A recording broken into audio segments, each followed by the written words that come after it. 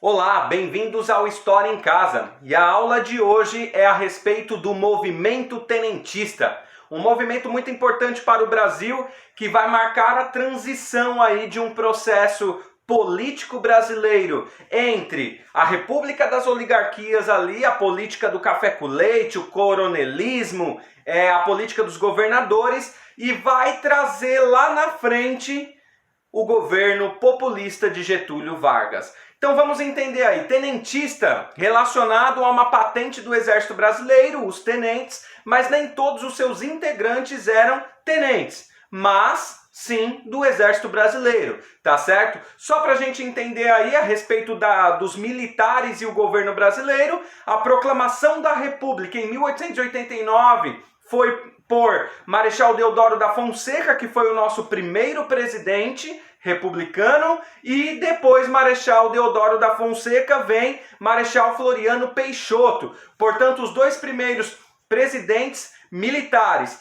Depois deles, entre 1910 e 1914, tivemos aí Hermes da Fonseca, também militar, como presidente da República. Durante o período da oligarquias, né, entre aí São Paulo e Minas Gerais, a política do café com leite, nós só tivemos Hermes da Fonseca. Então os militares vão ficar um pouco afastados das decisões políticas, isso vai incomodar um pouco, tá certo?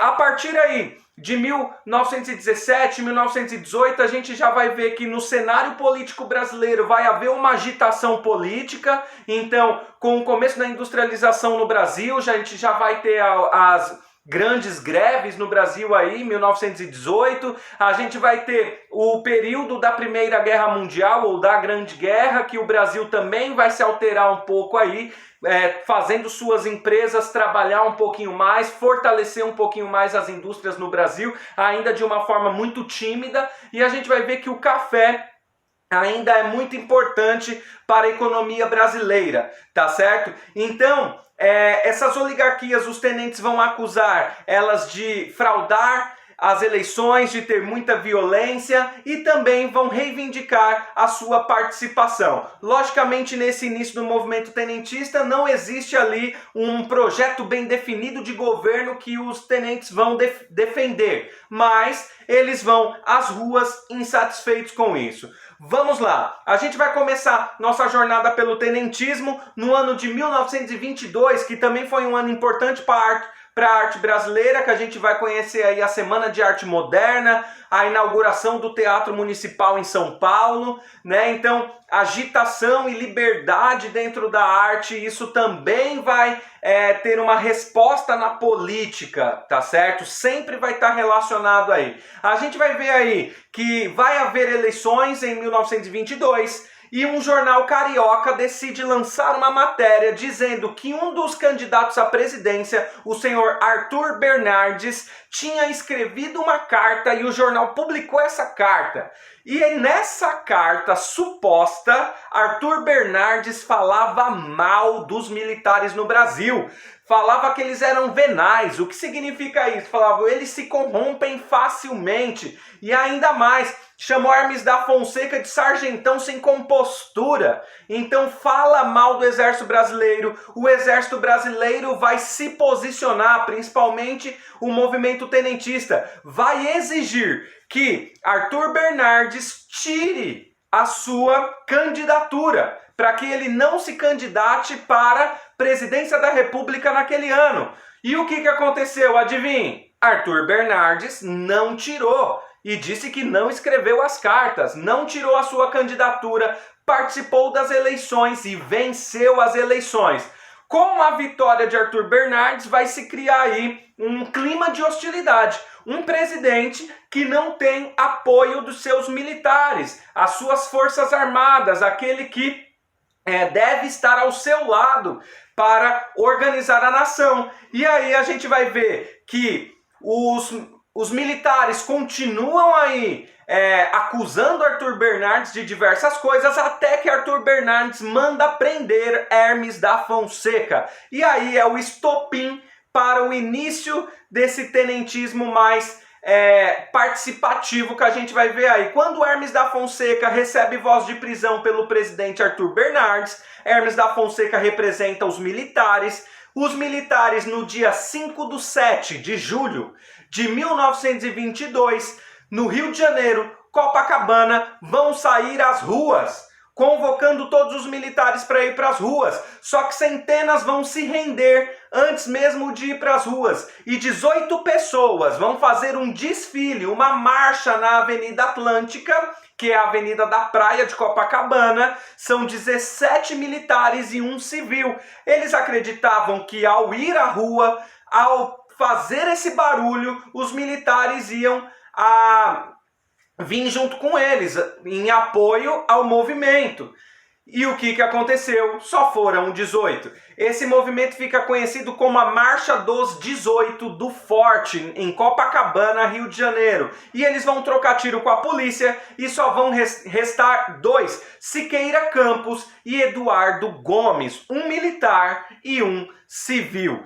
Lógico, esse movimento, quando tem 18 pessoas e um exército vem contra e troca um tiro e matam 16, aí sim o movimento vai começar a ganhar força. Isso foi em 5 de julho de 1922. A gente vai pular 2 anos e vai para o segundo 5 de julho, agora de 1924. Aí a gente vai falar de São Paulo e posteriormente Rio Grande do Sul. O que vai acontecer? Em São Paulo, o movimento tenentista vai às ruas exigindo algumas coisas de Arthur Bernardes. Primeira coisa, a deposição do presidente. Então, senhor presidente, deixe de ser presidente. Esse é o primeiro pedido para Arthur Bernardes. Segundo, eleições com voto secreto, porque eles acusavam de fraude e tudo mais.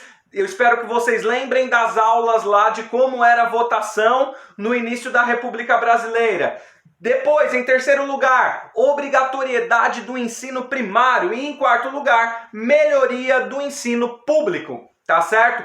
Eles vão ser comandados aí, os tenentes, nesse momento em São Paulo, pelo general Isidro Dias Lopes e pelo major Miguel Costa, tá? E aí, com o apoio da aviação brasileira militar, o governo vai vencer esse segundo 5 de julho também. Só que os paulistas não desistiram, formaram um grupo chamado Comuna Paulista e foram marchando para Foz do Iguaçu, no Paraná.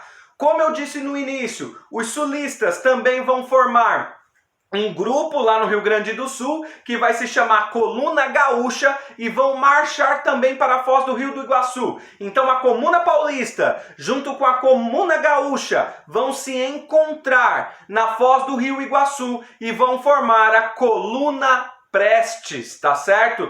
E aí, esse nome a gente já conhece, Luiz Carlos Prestes, um cara muito importante para a história do Brasil, que a gente vai falar ainda dele um pouco mais para frente, até 1945 aí, tá? Então aqui em 1924, Luiz Carlos Prestes vai liderar a Coluna Prestes, que é a soma de Coluna Paulista e Coluna Gaúcha, tá certo? A Coluna Prestes vai ter cerca de 1.800 homens, vai adotar a tática de guerrilhas e vai sair pelo interior do Brasil aí. Em 2 anos, entre 1925 e 1927, vão rodar cerca de 25 mil quilômetros, andando pelo interior, evitando grandes cidades. E nesses interiores eles buscavam apoio da população, queimavam registro de cobrança de impostos, então para as pessoas se livrarem das cobranças abusivas do governo.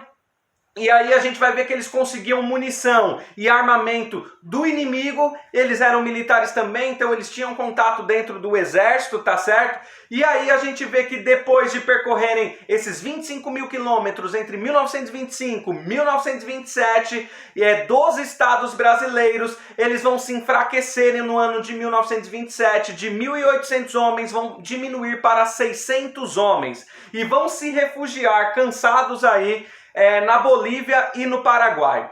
Prestes ficou conhecido como Cavaleiro da Esperança, tinha ideias socialistas, depois ele vai se refugiar na União Soviética, vai voltar para o Brasil, vai se filiar ao PCB, que é o Partido Comunista do Brasil, tá certo? Em 1935, ele vai liderar um movimento chamado Intentona Comunista, vai ser preso e vai ser liberto só em 1945. Mas isso a gente vai citar nas aulas seguintes, que a gente vai falar de Vargas, e esses acontecimentos estão dentro do período já do governo Vargas, tá certo?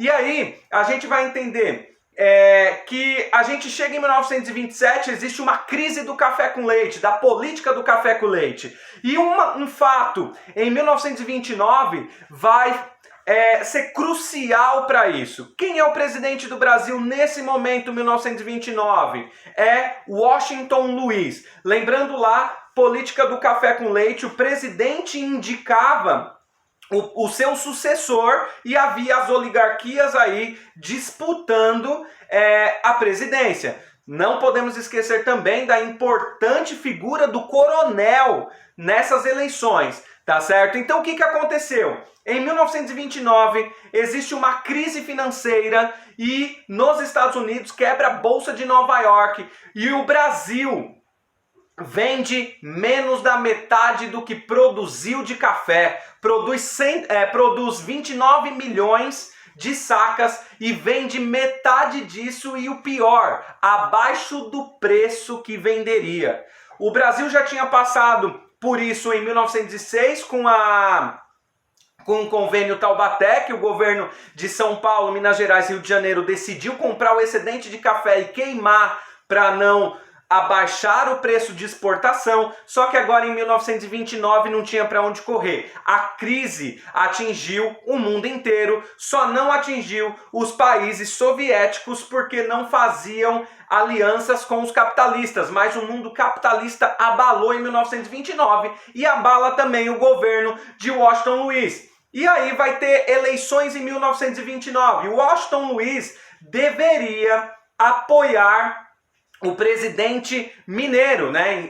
Apoiar o presidente mineiro não, apoiar um mineiro para a presidência. Já que ele era paulista, o próximo deveria ser mineiro. Mas ele não faz isso, ele apoia Júlio Prestes, outro paulista. E aí rompe com a política do café com leite. A oligarquia de Minas vai se juntar com a oligarquia da Paraíba e do Rio Grande do Sul e vai trazer para as urnas aí no momento Getúlio Vargas. Então a gente vai ter Getúlio Vargas versus Júlio Prestes, tá bom? Então Antônio Carlos seria o indicado no caso de Minas Gerais, tá certo? Então Antônio Carlos, Minas Gerais, junto com Rio Grande do Sul e Paraíba, vão formar a Aliança Liberal e em 1930 vão trazer aí o candidato Getúlio Vargas para presidente do Rio Grande do Sul e João Pessoa como vice da Paraíba. Sim, naquela época se votava presidente e vice separadamente, tá certo? Prometeram na campanha, então Getúlio Vargas vem aí com uma campanha que promete anistia aos presos políticos, tá certo? Nova legislação eleitoral, já que o povo estava exigindo aí voto secreto, por exemplo. Então, dentro disso, voto secreto. E ainda mais, leis trabalhistas. Incentivo à indústria, que a gente vai falar aí de siderúrgica, de aço, de ferro. Então, indústria de base para que o Brasil fortaleça a sua indústria. Ainda assim, Júlio Prestes vence a eleição, derrotando Getúlio Vargas. Aí você vai pensar, mas professor, não faz sentido. Eu já vi aí que em 1930 quem é presidente é Getúlio Vargas. No começo da aula você falou aí que Vargas vai governar o Brasil. E quem ganha é Júlio Prestes e o Getúlio perde.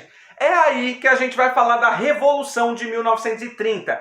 A oposição não se conforma com a derrota. Então Getúlio Vargas organiza ali, trama um golpe em julho de 1930. Vai acontecer um fato que vai ser o estopim para uma revolução aí. João Pessoa vai ser morto, governador da Paraíba, que era candidato a vice, vai ser morto na Paraíba. E vão culpar o Washington Luiz. E quem ganhou as eleições? O candidato que Washington Luiz indicou, Júlio Prestes. Então, eles vão marchar do Rio Grande do Sul, liderados aí por Getúlio Vargas, em direção ao Rio de Janeiro para tirar o presidente e pegar a presidência para Getúlio Vargas. Antes disso, uma junta militar.